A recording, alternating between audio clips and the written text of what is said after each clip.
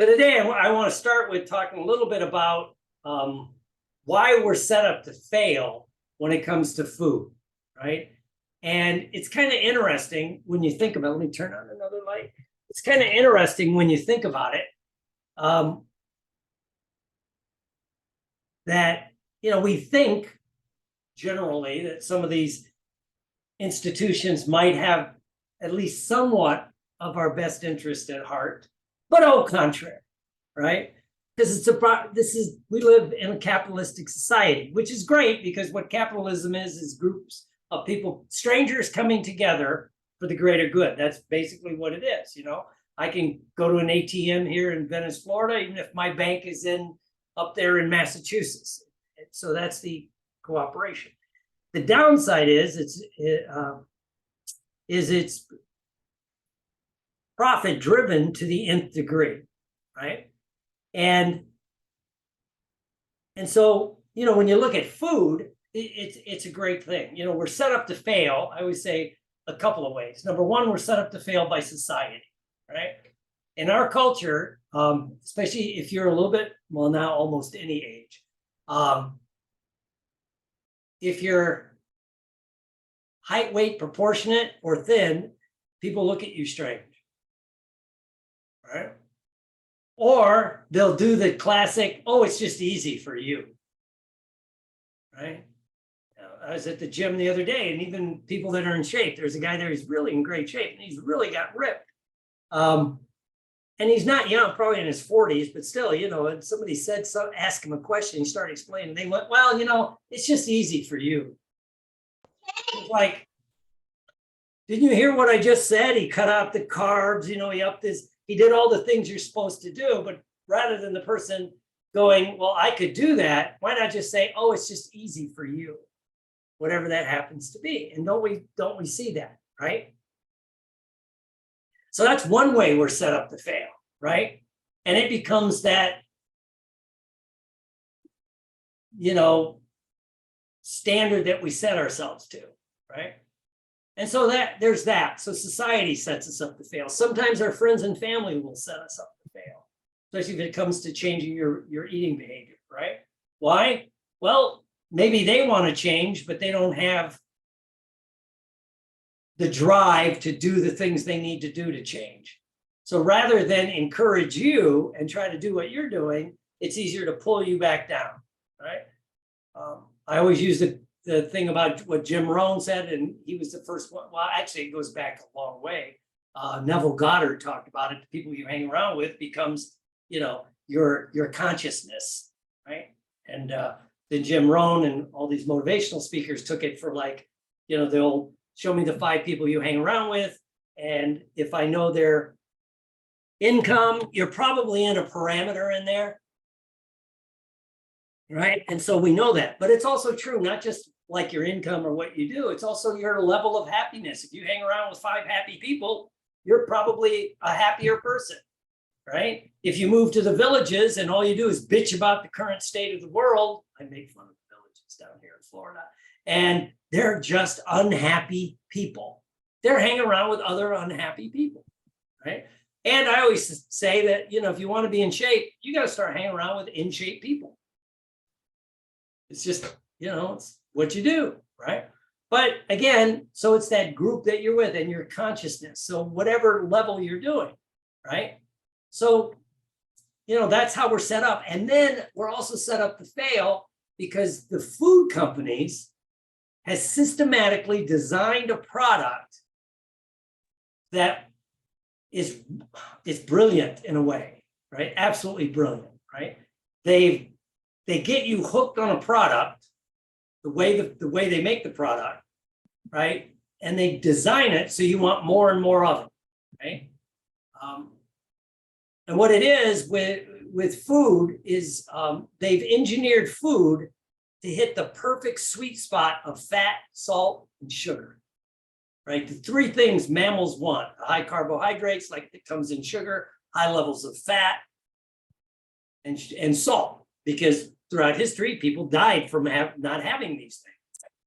And so your body is genetically, over tens of thousands of years, been predisposed to want foods that have this in them, right? And so it's easy for food companies to design the food to make it hit that sweet spot. And then they systematically raise your threshold. In addictions, we call it tolerance. People, if you ever deal with addictions, alcohol and drugs, when you first start drinking or drugging, or almost all addictions fits this, gambling, the tolerance you have goes up. So you need to drink 5 beers to really get the effect, right? And so as your tolerance goes up, you take more and more of the product. And that happens with the food, right? Because they've set your but they do it a different way. They set your threshold so high, right? It takes more of it to hit it. If you've ever traveled internationally, right, and had a dessert made, and I know this from being in Asia and Europe, right, in the Mideast, they'll say, oh, would you like this? Because people know I like carrot cake. I'm always talking about carrot cake. And they'll bring in carrot cake. And they go, but it's so sweet. I remember this happened the last time, I think it was in Beirut, right? 2019, the before times. Remember when you could travel? The before time, right before COVID. But they made this big carrot cake, and I'm like all excited. And they're like, but it's really sweet. And I took a big bite and went, okay, right? This is not that sweet. But I have, and my friend, Anthony Risk, big NLP trainer for us in Asia and the Mideast, he goes, Dad, I forget, you have American taste buds. You need the sweetness and the fat level up here. Their level was down here. So what they thought was sweet was here. What I thought was sweet was up here, right? And so they've designed this kind of food. So then the flip side of it with the processed food that is high in fat, salt, and sugar is then the natural foods become very bland, right? You don't want them, fruits, vegetables, salad, you don't want that. You want you want this. So we're set up to fail, right? And then we have to also, and it's just profit. I remember back, there's a book called Salt, Sugar, Fat, is I think the name of the book. It's got those 3 words in the title. I think I got it right. But it's a great book. And they talk about how this was known a long time ago. And it really happened with the childhood obesity epidemic here in the States and Canada. And, and it had to do with how sweet and basically nutrient depleted cereals were, right? And yet we've hooked kids kind of, it's easy for a parent to say, here, have some cereal, milk, right? And they'll say it has all this stuff in it, right? But it was super high in the fats and in the sugar. And so kids are obese, right? And so they were looking at this and that, and then they had a study, and what they found was if they made some minor changes to the cereal, right, they could make it healthier. Right? They could make it healthier. It was very cheap to do this, right? And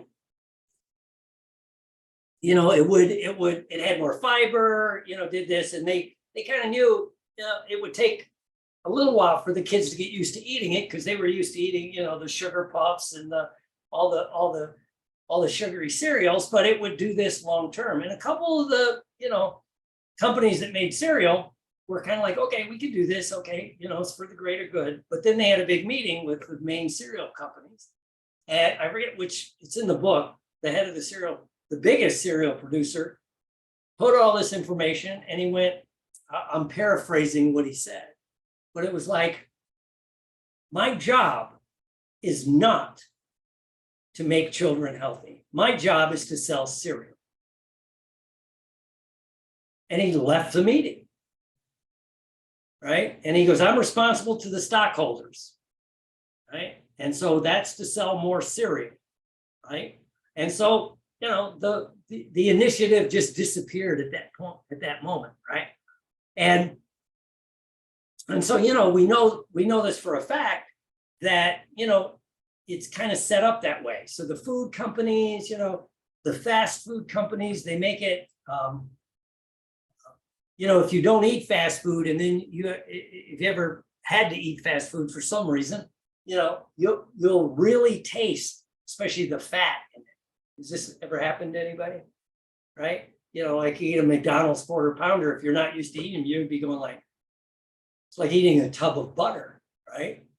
But if you're used to it, that's what you expect. Then you go eat a healthy hamburger, you cook it at home, you're like, this is terrible. So we're set up for that, right? And then also think about the fact that diet companies make a fortune on you, right? The Nutrisystem, Jenny Craig, Weight Watchers, you know, they constantly, cycle through people. You know, do they want you healthy long term? Right? And we would like to think they do, but I'm not sure. Right? So, you know, and so they want you in the system, right? I know that from the addiction world. It was a couple of years right before COVID hit. There was and then COVID, it really exposed it. Is some of the alcohol and drug treatment centers in Florida had set up a pipeline where they bring people in, get them in, especially younger people, early 20s, right before they got off their parents' insurance. Usually, they put them in treatment, right, because their parents' insurance would pay for it. And then they put them in a halfway house, and then they would covertly encourage them to relapse so they could put them back into treatment before, you know, while they were living in a halfway house, right? So they would set it up so that people would relapse so they could keep them in this cycle. That mysteriously started to end about the age of 26 because then you weren't on your parents' insurance, right? It's you know, it's kind of fascinating, right? So, but when you think about like certain companies, do they want you to go into their system, pay one time, and then disappear? We would like to think they do. I'm not sure that they do, right? And then, you know, to me, in a covert way, the medical community kind of sabotages people from getting a healthy lifestyle. Right? It's easier to give you a pill than to tell you, you know, you need to eat healthy and start exercising. You know, the great secret of weight loss: put down the fork, move your ass, put down the fork. Tough crowd, move, right? But you know, so the medical community, even though they may mean well, you know, do they encourage you to get healthy, right? Do they encourage you? And we're always looking for the magic bullet. You know, and I would tag that into like the supplement companies. You know, I haven't seen it as much as I'm still seeing it, but there was a commercial all over the, you know, cable TV when I'd be watching. It was for Golo, you know, a thing called Golo, some pill. I don't even know what was in it, but I lost 180 pounds, and then as the ads got running more, it's like I lost all this weight and I didn't have to change anything. Really?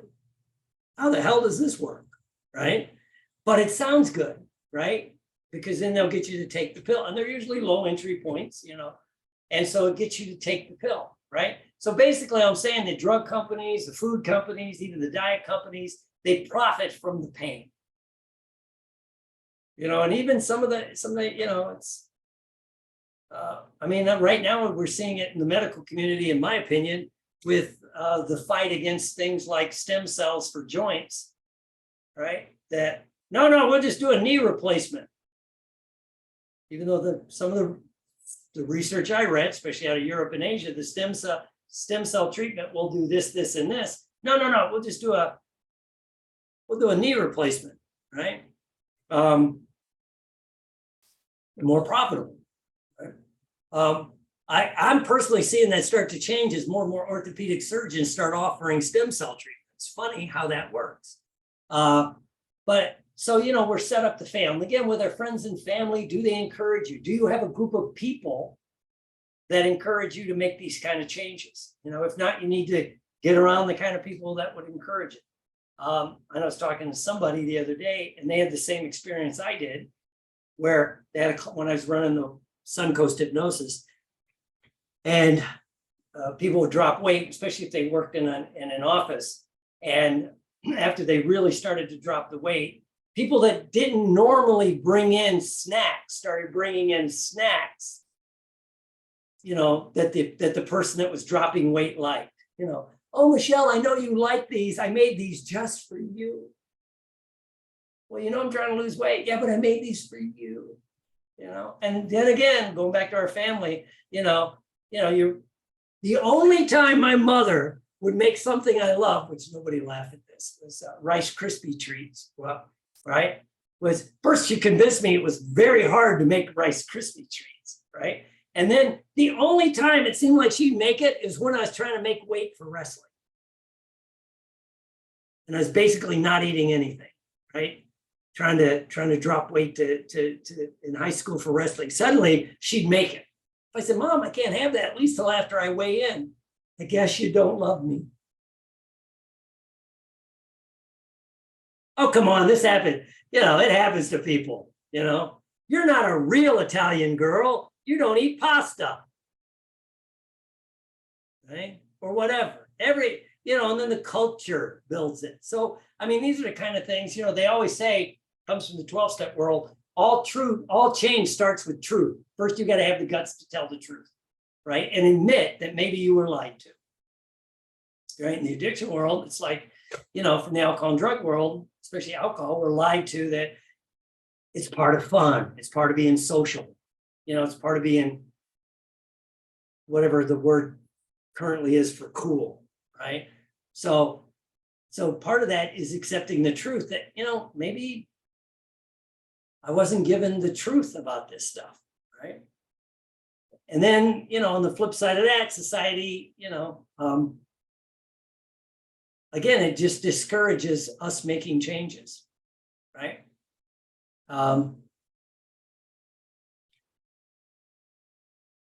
Because it's easier to keep you in whatever box you happen to be in at the time, right? And so that's the first part of like making a change to begin to and realize that, what's going on with the food is it's not just what you eat, it's what's eating you, what's driving the eating behavior, what's driving it behind the scenes, the emotional eating, the mindless eating, things like that, and then a subset of that would probably be exercise, right? What stops you from exercising, right? Most of us weren't taught that, right? The thing about exercise, I always say in most of the developed world, it's a lose proposition. I would add a lose proposition, right? That, if you weren't athletic in school, elementary school, middle school, even high school, right? You hated gym class, right? You were the last one picked for the team, first one hit in the face with a dodgeball back when they let that kind of stuff happen, right? Whatever it happened to be. So you started hating, had to, or you weren't a good athlete, right? So you hated sports. Well, sports and exercise kind of go together, but they don't have to be the same thing. So your mind linked the two together. So that's the first loss. It's like, I'm not good at sports, therefore I'm not going to be good at exercise. Really, some of the worst athletes are professional bodybuilders. I'm not saying if you like that look, but it's like, that's why a lot of them became bodybuilders. They weren't good at football, baseball, basketball, whatever the sport happens to be, right? And so that's the first lose, is that, you equate it with sports because you were bad at it. So now you're an adult and you don't even try to exercise. Second is, if you were athletic in school, right? Especially if you played team sports, in team sports, exercise is punishment, right? Exercise is punishment. If you played team sports, you tried to get through practice and not have to do like run gassers in football or basketball or do this, right? That was your goal, to get through practice so you didn't have to do this, right? To have a good wrestling practice so they didn't, double lock the door, make you wear a rubber suit and just do cardio for an hour,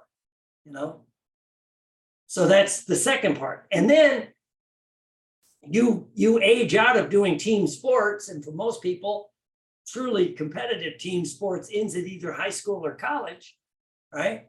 And so now you never exercise. I had several people over the years.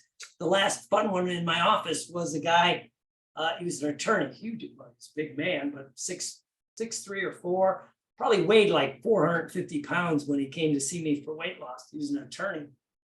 And we were doing stuff, and he was, he gave up the sweets. So now I go, okay, now we're going to work on exercise. And I remember this, he went, Doc, I can tell you the exact last day I exercised. I'm like, this is interesting. Like I said, I knew he was an attorney. And so probably the hardest exercise he had to do was tell the truth. But you're a tough crowd. But, and he was sitting in my office. This is down here in Fort Myers. And he had a big ring on his finger from I think it was the University of Florida. And he played football at the University of Florida. And he goes, well, Doc, like I told you, I played football, at the University of Florida. I had a scholarship. And he goes, I knew from day one I was never going to play in the NFL. I got a full ride, but if you get to the next level, a couple of you've been there, it's like suddenly you're like, Jesus, these people are good, right? So he kept his scholarship. He goes, I graduated in 3 years. And because he was on scholarship, they got him into law school, right? To keep him around the campus, because he would play occasionally. He's a big lineman, play occasionally. Anyway, he goes, Doc, it was like my senior, it was my first year of law school. This is my last year of scholarship, and we're getting ready for a bowl game, whatever bowl game it was. And he goes, I remember standing on the field thinking, after this game, I never have to exercise again, because I'm never going to play football. Okay. But guess what? He left there and he still ate like he was training to play college football, right? So he's probably eating between 5,000 to 7,000 calories a day, right? But he wasn't doing the workouts to do it. He's an attorney, so he just sat around a lot, and so he just blew up, right? And so again, in his mind, it was the same thing. I'm never going to play sports, so I'm never going to exercise, because he didn't like exercise, right? He just did it for the end goal. So anyway, so that's, lose. And the other lose is the fact that in our culture, if you take time to exercise, a lot of people will say you're selfish. I wish I had time to exercise. Or they'll look at you like you must not really be busy. Right? If you're as busy as I was, you could never exercise easy. Yeah. Really? What time do you get up? No. I know a couple people on the call here. I know Dr. John, I think he's an early morning exerciser, like a lot of people, right? So you roll out of bed and get your ass to the gym, get that out of the way, and then get on with your day, whatever it happens to be. So again, so it's lose. So so we have to not just do our due diligence with food and realize we've been lied to and maybe misinformed, miseducated, I like to say, with food, but also with exercise, right? And then that comes to the beliefs and all the other stuff that we have. So that's just a little bit about like what the control of the food is, and how you have to begin to look at these things in a different dynamic, right? And if you're going to help other people with this issue, if you're a coach, a therapist, a hypnotist, with food is, first of all, look at your own life to see if maybe you could tweak your own life to fall in love with the things you're going to do. And then help other people. First of all, the first level is to get the education, the awareness, right? And again, to realize that maybe you've been, I love the term misinformed, miseducated. You mislearned stuff, and so that's just that. If you want more info on that, I'm doing a course called, helping clients control the food. So it's mainly geared for helpers, but also we're going to walk through it. It's on Saturday, March 18th. It'll be like how food is an addiction, how it's like an addiction, but not like an addiction. And some of the stuff we can do to help people make changes, right? And I would suggest maybe tweak a few of the things yourself, right? Because the upside to the current world is we're constantly getting new information, I don't want to say new science, but science reveals different things which can help speed up some of the things that we're doing, right? But you have to be willing to look behind the curtain, and not everyone is. So that's March 18th. If you want to join me, click on the link below. This for the replay. Click on the link below. Click on the link below, and see you on the other side.